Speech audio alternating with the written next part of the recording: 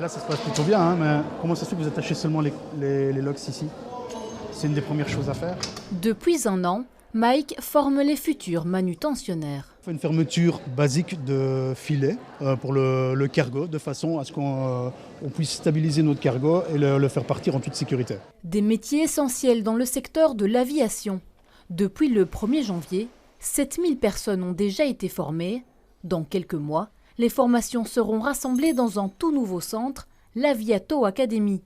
Pour l'instant en travaux, il devrait être prêt pour la fin 2024. On a des formations pour, par exemple, du personnel de cabine, on a des formations pour le personnel cargo, on aura des formations pour des techniciens, des opérateurs. En général, si c'est pour l'aéroport, les profils qu'on recherche, c'est vraiment très varié. Ça va être du personnel ouvrier, à des personnels d'accueil, à du personnel d'office, des métiers de la sécurité. Un bâtiment de 3500 mètres carrés qui accueillera des installations de pointe. Le but, c'est de donner des formations autrement, avec des outils high-tech, qui vont permettre effectivement de préparer au mieux les candidats dans un environnement qui est sain, safe, où les personnes ne prennent pas de risques. Coût de ce nouveau projet, 7 millions d'euros.